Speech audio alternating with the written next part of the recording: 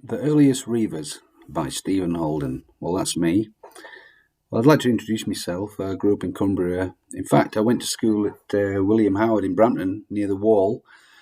And many of my friends actually have great Border Reaver names like Armstrongs, Bells, Scotts, Johnsons, Irvins, Stories, Robsons, Grahams.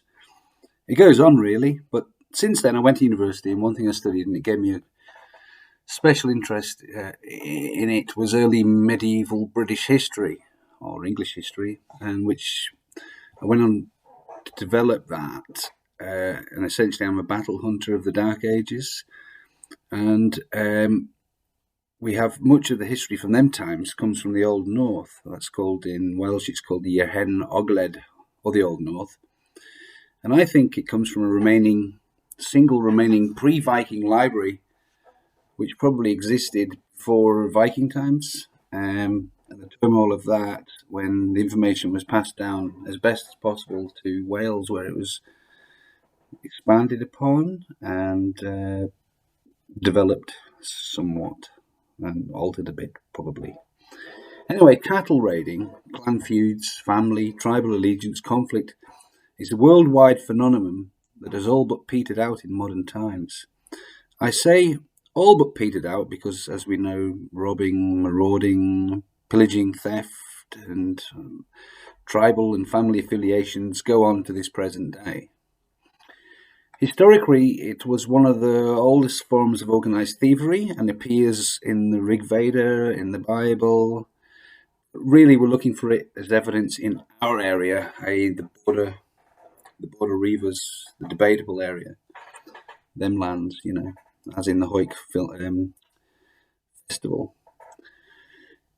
The Reivers are, well, funny enough, in ancient Irish mythology, traditional tales from Ireland, there was this guy called Cooley, and there's a famous tale of how he went on a cattle raid. But you got to remember, Carlisle is based on the Celtic god Lugus. Well, Lugus features heavily in the tale of the cattle raid of Cooley. And just don't forget that in pre-Roman times, Luguvalium, Lugus would be an important god, and it's also enshrined in cattle raid and what have you. After the Roman times, in the Arthurian times, which I perceive Arthur as a northern tradition, we also have a famous warrior of his called Kai. And his battle, and also Arthur's, was at a place called Thruifrud. And I reckon that's at the wall on the Tripalt, which is up on Hadrian's Wall near Greenhead. Here's a snippet from the Par Gur, which is one of the Welsh poems depicting this northern hero, translated by J.T. Cock in his Celtic Cultural Encyclopedia.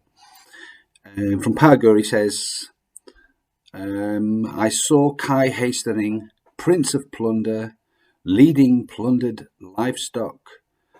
Although in Sims William versions, I saw Kai Hastening, Prince of Plunder, which could also almost correct. I'll go with the John T. Cox version of that. One of the earliest cattle raiders in the north in a post-Roman setting would have to be this guy, Hwyl Map Cor. Now, he was the brother of Gildas.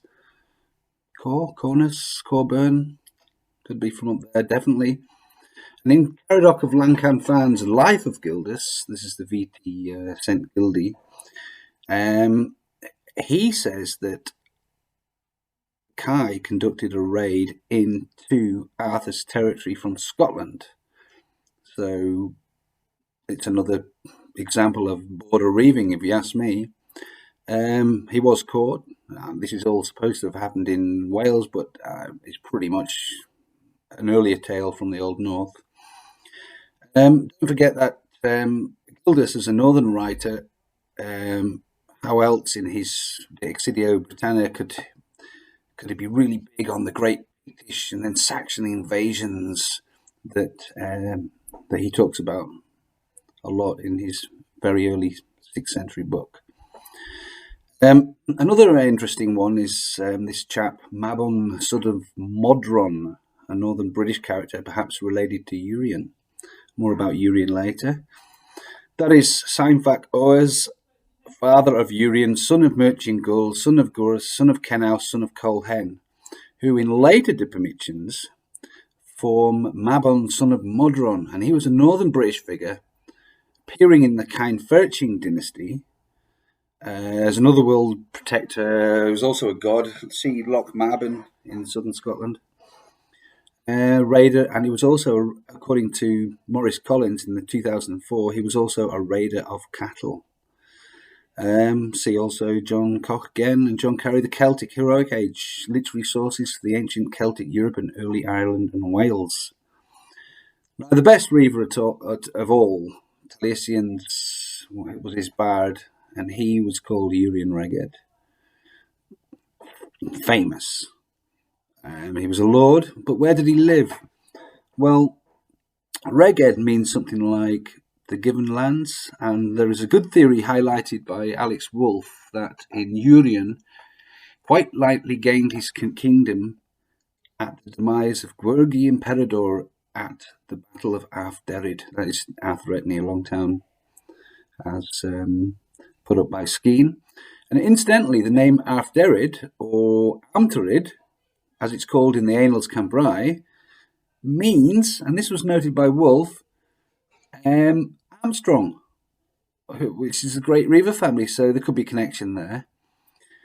Also, Urien seems to have operated up to the sieging of the Bernicians, which is earlier Northumbrians, the northern Northumbrians, Lindisfarne, and there's some reason to suggest that he was also at the Low River in northern Northumbria. Clarkson, in his book The Men of the North, Tim, attempts quite well to tell us that Reged was not where Reged wasn't, and it leaves a few areas it could be and would include land southwest of Edinburgh, around Hoyk as well. So, however, Urien Urequid, as is also known, which means the land of the flowing waters, is often thought to mean the Lake District, and the Battle of Argoed Liffin, another one of his poems, could be arguably around the Livenet in Cumbria. It's a little river, flows the Lowther and the Emont, flows into the Eden round about Penrith. It's also noted by Ellen G. James. He could see that as well. And then there's Ewe Close near Shap, which is thought to be one of the enclosures of Urien Reged. However, Urien's great-great-grandson is Alchfrith. And Alchfrith was a Northumbrian prince. His father was Oswy. He's got a brilliant pedigree, including Uncle Oswald, like King Oswald, for example. His monument, Alchfrith's monument, is in Bewcastle. And we know that Alchfrith was also descended from Urien Reged on his mother's side, but his father's side were Northumbrian kings. So Alchfrith on his side at least comes from a tradition descended from the lords whose pastimes include raiding, raids, and here we have a few poems from Taliesin that survive to us in various forms. From the spoils of Taliesin, he will not withstand me, raucous cattle raider, battle raider, brightly armed, blue steel glinting. And in another one of the poems, Taliesin, the whole thing practically is dedicated to the deeds and the spoils of the old border raids conducted at that time. That is in the 6th century, and the translations I'm using at the moment are from Thomas Owen Clancy, the most excellent translations. And in this one, it is said, he was eager for combat, his steed beneath him, making for Manor. This could be Manor Gododin territory.